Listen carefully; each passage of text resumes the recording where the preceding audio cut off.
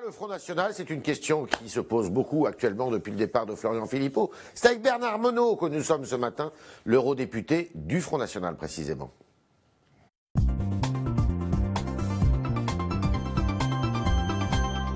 Bernard Monod, bonjour. Bonjour. Alors on va parler du Front National évidemment, mais il y en a un qui a dit hier, ou avant-hier plutôt, il y en a certains, au lieu de foutre le bordel, il ferait mieux d'aller regarder s'ils ne peuvent pas avoir des postes.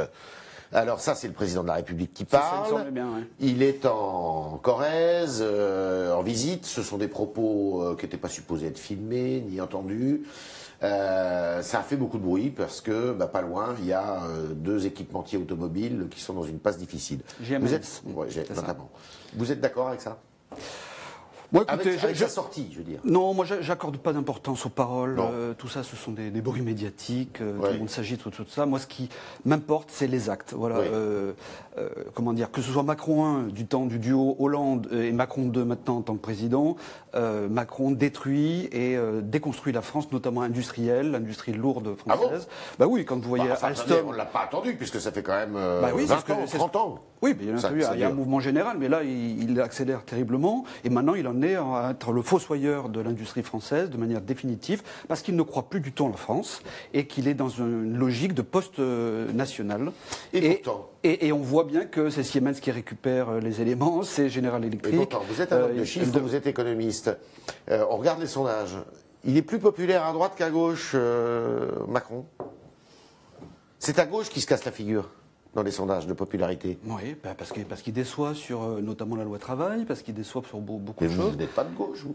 Moi, je suis ni de gauche ni de droite. Ah bon, je suis patriote. Je suis d'abord patriote. Ah, vous êtes comme Philippot, alors? Non, mais en fait, on défend l'intérêt des Français d'abord. C'est ça qu'il faut comprendre. Oui. Contre notamment l'Union européenne, auquel Macron est soumis, l'Union européenne qui elle-même est soumise à la prédominance dans l'Europe, dans la zone euro, de l'Allemagne et de Mme Merkel et de son ex-ministre des Finances, M. Schäuble. C'est ça là, ce qui est en train de se mettre en place. Et les choses s'accélèrent à toute allure, puisque M. Juncker, de la Commission européenne, veut mettre en place très rapidement, parce qu'il voit arriver la fin de son mandat à la Commission européenne, notamment, il y a un grand danger qui se profile, là c'est le Fonds monétaire européen, oui. qui va se mettre en place de manière très rapide, avec la volonté de l'Allemagne et de la France de Macron. Et bien entendu, on est radicalement contre, parce que c'est du fédéralisme européen qui détruit et déconstruit la France. Vous êtes déçu du départ de Florian Philippot, vous le patriote? Mais nous sommes tous dans la famille patriote français. Vous êtes déçu du départ de Florian Philippot? Oui, parce qu'il avait une valeur ajoutée sur certains domaines, et je pense que plus les rangs se diluent, plus c'est mauvais, bien entendu, notamment pour le Front National. Donc il fallait qu'il reste et qu'il accepte le débat interne, un peu si vous voulez. Le porte-drapeau chez vous de la sortie de l'euro, de la sortie de l'Europe. Et vous, même ici, dans toutes les émissions, vous aviez théorisé cette sortie de l'Europe. Donc là, vous êtes obligé de remettre le logiciel à jour, non? Non, c'est-à-dire qu'on s'adapte aux circonstances et surtout à la prononciation. Les circonstances, bon. Oui, effectivement, quand vous avez eu deux élections... Vous êtes toujours pour la sortie de l'euro? On est globalement pour la souveraineté monétaire au niveau national. La sortie de l'euro? Pour la sortie de l'euro, mais je vous rappelle que le problème avec Florian, c'est que la communication sur ce sujet-là avait été déformée. C'est-à-dire depuis 2008, nous avions mis en place une ligne officielle sur la question de l'euro, qui était de passer au système monétaire européen avant 1999, pour avoir l'écu au niveau de la zone euro pour les échanges internationaux, entreprises et États, et bien entendu notre monnaie nationale. Sauf que ça a été tellement raccourci en termes de communication que les gens pensaient à une sortie radicale, ce que nous n'avons jamais voulu. Voilà. Oui, enfin, ici, ça, vous m'avez expliqué qu'on pouvait sortir de l'euro d'ici au mois de décembre. Hein, Non, il y a un échéancier qui se met en place. C'est d'ailleurs ce que nous allons négocier lors d'un sommet européen, si, bien entendu, Marine... Donc la sortie de l'euro est toujours à l'ordre du jour? Oui, mais ce n'est pas une priorité. On la repousse dans le temps. Il y a d'autres priorités et on peut avoir du souveraineté. Ce qu'il faut bien comprendre techniquement, juste une seconde. La souveraineté monétaire peut se faire dans l'euro, notamment via le contrôle du système bancaire français, qui nous a échappé depuis 3 ans. Puisque aujourd'hui, si une grande banque française fait faillite, c'est Francfort, avec les technocrates de la Banque centrale européenne, qui viendra déterminer l'avenir des comptes bancaires des Français de cette banque. Voilà. C'est ça qu'on est radicalement opposé. On veut reprendre le pouvoir de contrôle de notre banque en France. Peut faire du tort au Front National, hors du Front National? Je ne crois pas. Et puis c'est peut-être pas. Est-ce qu'il y a beaucoup de militants qui partent vers lui? Quelques-uns l'ont suivi, mais c'est assez sporadique et ponctuel. Et puis ça, c'est l'effet. Ça va se terminer c'est déjà terminé. Comme Bruno Maigret à la fin c'est des années 90. Le départ de Florian, hélas, est un épiphénomène pour le Front National. Il aurait dû rester, accepter le débat, être moins radical dans ses prises de position. Il a eu tort de partir. Je pense qu'il a eu tort, oui, parce qu'il avait une certaine forme d'apport. Il a fait un autre choix, ça lui appartient. Marine Le Pen estime que les militants du Front National ne reconnaissent pas son ancien bras droit, Florian Philippot, qui a quitté le FN comme l'un des leurs. Ce n'est pas l'un des vôtres. D'une certaine manière, oui. Je pense que quand on écoute la majorité effectivement, des adhérents et des militants, ils n'étaient pas de la famille, je dirais, du Front National, voilà, ce qu'on appelle un peu le canal historique depuis 40 ans. C'est un gauchiste, Florian Philippot, non? Il a une sensibilité très forte vers le social. Trop forte? Parfois vers la gauche. Oui, c'est trop forte, oui, je pense. Il vous a gauchisé, en fait? Quand on entend que le programme du Front National, le patriotisme économique, nous avions mis au point en 2008, est un programme qui correspond à celui de Mélenchon, je veux dire, d'une certaine manière, ça nous a nuit. Non, je ne suis pas d'accord. Mais non, il est patriote, il est dans l'intérêt du patriotisme économique français. Oui, mais très étatiste, très dirigiste. Non, avec Florian Philippot. Non, c'est la place de l'État uniquement. Vous augmentez le SMIC, vous nationalisez l'État stratège, c'est défendre par exemple l'industrie d'Alstom. C'est éviter qu'Alstom soit coupé en deux, parte aux États-Unis chez General Electric et de l'autre côté chez Siemens. Voilà. C'est ça l'État stratège qui défend l'intérêt des industries stratégiques françaises. Et bien vous savez très bien que dans le monde actuel, on ne peut pas être seul, quoi. Il faut s'allier, et notamment avec des Européens. Mais nous sommes pour le commerce international, rassurez-vous là-dessus, mais simplement, on fait comme toutes les grandes puissances économiques, on veut être armé pour justement lutter dans la concurrence. Bernard Monod, les yeux dans les yeux. Oui. Madame Le Pen a-t-elle la capacité pour diriger le Front National? Oui, c'est même la seule. Beaucoup se posent la question à l'intérieur de votre parti. Aujourd'hui, c'est même la seule. D'ailleurs, elle a relancé un processus de refondation qui commence à bien prendre corps. Et oui, parce qu'elle a quand même joué la carte de la démocratie participative, c'est-à-dire la consultation des adhérents. Vous abordez vraiment tous les sujets? Ah oui, tout à fait. Depuis le séminaire de juillet, on a mis tout sur la table. Justement, c'est un peu ce que n'a pas supporté Florian, puisqu'il n'a pas accepté que les adhérents soient consultés, que ce soit élargi, qu'il n'ait pas le seul accès à Marine. Et donc, si vous voulez, justement, c'est une vraie révolution interne, une mutation interne, qui fait qu'on ouvre et on met tout sur la table. Plus de démocratie à l'intérieur du parti? Oui, absolument, démocratie participative. C'était pas le cas avant. C'était un parti autoritaire. Pas autoritaire, mais il y avait moins de débats, moins de discussions. Voilà, donc là aujourd'hui, maintenant, c'est le cas. Sa réélection. Une grande consultation va partir chez les adhérents pour préparer justement le congrès et tenir compte, bien entendu, de la radio. Sa réélection au congrès fait aucun doute? Elle est pour l'instant la seule candidate. On en voit pas d'autres. Vous souhaitez qu'il y en ait d'autres? Ça fait partie de la démocratie, mais oui. Vous serez candidat, vous, par exemple? Non, moi je soutiens totalement. Vous êtes mariniste, vous? Je suis mariniste depuis bien longtemps, depuis 2005, avant même qu'elle soit en fonction. Il y a quand même un problème, parce que si vous dites non, elle n'a pas de problème de leadership à l'intérieur du parti, mais en revanche, sur le plan national, on a bien du mal à l'entendre. Elle s'est fait complètement damer le pion de l'opposition, de leader de l'opposition, par Jean-Luc Mélenchon. C'est faux. C'est ce qu'on voit dans les sondages. Est-ce que Jean-Luc Mélenchon est arrivé au deuxième tour des présidentielles? C'est bien Marine Le Pen, avec près de 11 millions de voix, qui s'est retrouvée. Donc ça la légitime totalement pour représenter l'opinion. Non, c'est simplement, il y a une orchestration entre Macron et Mélenchon, qui est un petit peu le tartarin de Macron, pour pas dire de Tarascon, qui fait semblant d'exister comme ça. Il y a une connivence entre eux? C'est pas sérieux. Il y a une connivence entre eux? Je pense que c'est une forme. C'est confortable. Tacitement de. Oui, c'est ça. Macron s'est choisi son opposition, la moins crédible possible. C'est comme ça que vous voyez les choses? Absolument, tout à fait. Et si vous voulez, franchement, est-ce que vous voyez Mélenchon représenter une alternative d'une force politique face à Macron aujourd'hui? Pourquoi moins lui que vous? Parce que, encore une fois, il n'est pas arrivé au deuxième tour des présidentielles. Oui, mais ça, c'est le passé. Maintenant, c'est l'avenir qui compte. Oui, enfin, le passé est le gage de l'avenir. Donc, non, enfin, là on va faire notre mutation interne. Il va y avoir beaucoup plus d'ouverture. On va aborder tous les sujets. Vous savez ce qu'on entend? C'est que vous allez vous recentrer sur vos fondamentaux, c'est-à-dire l'immigration, l'islam, le petit commerce, la défense du petit commerce. C'est en fait le Front National de papa qui revient. Pas du tout. Celui de Jean-Marie. On n'a jamais quitté ces valeurs-là. On a toujours défendu. Marine en a parlé pendant toute la campagne présidentielle.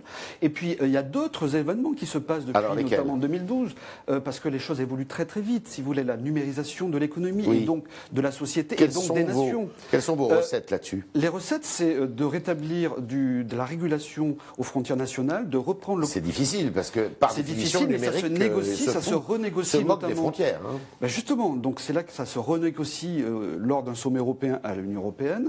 Et pour ça, si vous voulez, il faut avoir un programme très structuré. Oui. C'est le cas au Front National. On a beaucoup travaillé là-dessus depuis 2012.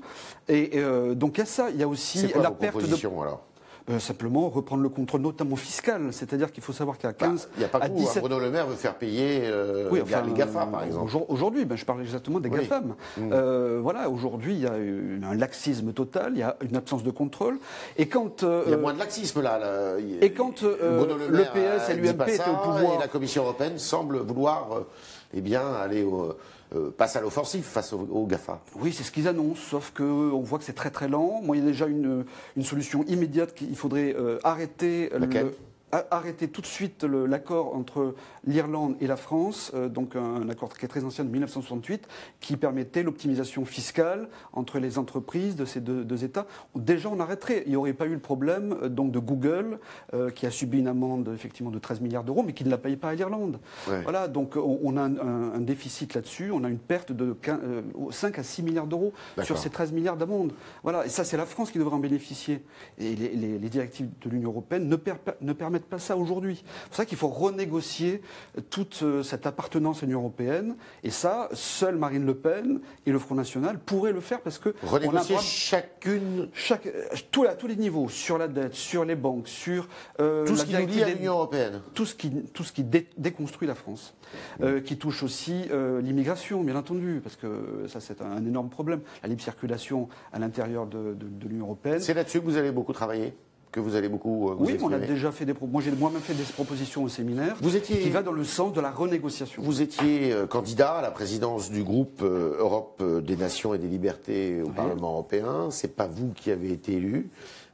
C'est Nicolas Bay, c'est le nouvel homme fort du parti du Front National. Oui, c'est la règle démocratique interne. Donc il y a eu une élection interne. Il y a eu trois candidats. Non, pas du tout. C'est voilà le choix a parlé. Je pense qu'il a bénéficié de sa position. C'était présidé par Marine Le Pen avant, c'est parce que maintenant elle est députée nationale. Elle était coprésidente de la partie française de NL. Et donc, il y avait une transmission de poste. Le témoin. Et je pense qu'il était le mieux placé en tant que secrétaire général, dans une fonction administrative pour... c'est le nouvel homme fort du Front National. On est plusieurs. Je veux dire, il y a pas mal de gens qui entourent Marine. Ouais. Et effectivement, là, aujourd'hui, il représente très positivement le Front. Vous trouvez ? Oui. On entend dire que c'est le retour des maigrettistes. Non. Non, il y a un brassage général. Hein. Ah bon ? Moi, je suis ni maigrettiste. Vous êtes mariniste, vous avez dit. Moi, je suis mariniste, tout à fait. Et depuis longtemps. Et si vous permettez, je voudrais juste donner à vos téléspectateurs le soutien de l'hommage aux les agriculteurs suicidés. Dimanche, il y a un hommage qui est rendu avec ce dimanche prochain qui aura lieu dans le Morbihan, exactement à Sainte-Anne-d'Aulnay. Oui. Et je voulais saluer cette initiative excellente pour saluer bien entendu la mémoire des suicidés, des agriculteurs suicidés. Les agriculteurs suicidés depuis 3 ans, il y a cette opération. Combien de suicides ? En 2016, 732 agriculteurs suicidés, du désespoir de toute la politique agricole commune de l'Union européenne. Et ça, c'est un drame parce que pour moi, les agriculteurs et les éleveurs sont les nouveaux héros de la France. Voilà, c'est dimanche en Bretagne. C'était les réponses à mes questions de Bernard Monod. Maintenant, il va répondre à vos questions avec Merwan Meadji qui nous a rejoint dans le studio.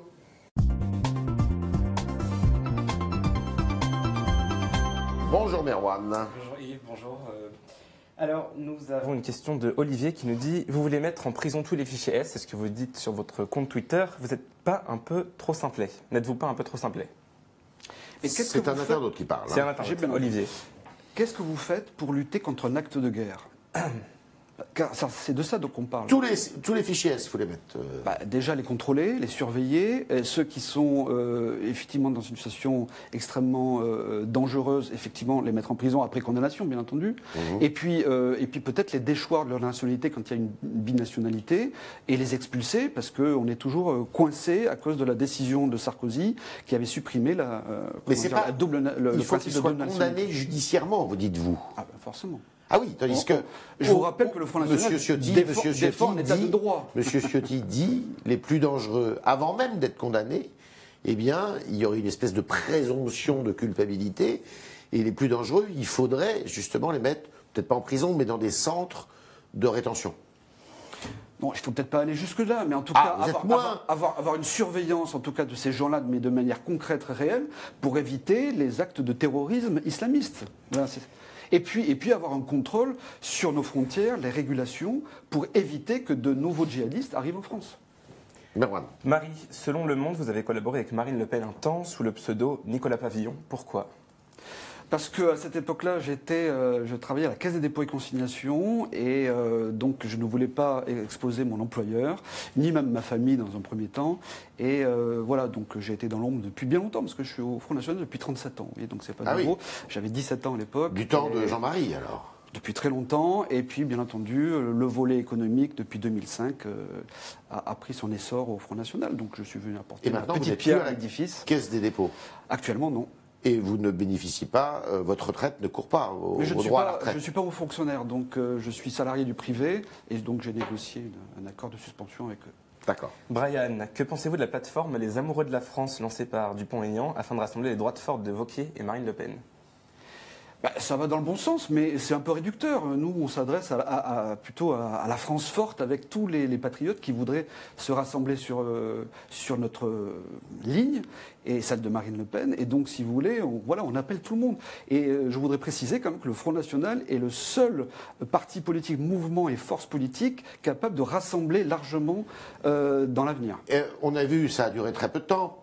Le temps de l'entre-deux tours, que Dupont-Aignan est venu vers vous. Il était promis pour être Premier ministre si jamais il avait été élu. Ça pourrait se refaire, ça ? Oui, bien sûr. Oui. Mais il est toujours d'accord, lui ? Mais pas qu'avec lui. Je ne sais pas, il faudrait le interroger actuellement. Mais pas qu'avec lui, avec qui d'autre ? Avec Wauquiez ? Il est toujours très très proche de Marine et du Front National. Avec Wauquiez ? Mais avec toutes les bonnes volontés qui voudront redresser la France et surtout rendre son indépendance à la France face à l'Union européenne. Thibault nous dit je voudrais savoir comment se porte le parti et quels sont ses projets pendant le quinquennat de Macron, Emmanuel Macron, du coup. Être la seule force d'opposition réelle et non pas factice, celle de M. Mélenchon, et puis faire des propositions et apporter des solutions pour redresser la France. Dernière question. Charlotte, que pensez-vous de l'écriture inclusive ? C'était la une du Figaro ce matin, l'écriture inclusive. Vous êtes un eurodéputé, donc on écrit eurodéputé, point, c'est-à-dire que vous féminisez tous les mots, quoi. Ambassadrice, vous mettez ambassadeur, point, ris. Non, mais écoutez, c'est comme le mot modernité. Moi, depuis 30 ans, ce mot me choque. Moi, j'avais en tête depuis mon enfance le modernisme. Ouais. Ça a été transféré en modernité. Moi, je suis assez conservateur en matière de vocabulaire. Et de langue française, et surtout de la francophonie dans le monde aussi. Il faut en parler de ça. Contre la féminisation, donc, systématique. Ça ne veut rien dire. C'était les réponses à vos questions de Bernard Monod, eurodéputé et du Front National. Et merci à Merwan Mehadji d'avoir posé vos questions, chers internautes. Et on vous dit à lundi pour de nouvelles aventures. Merci Bernard Monod. Merci à vous.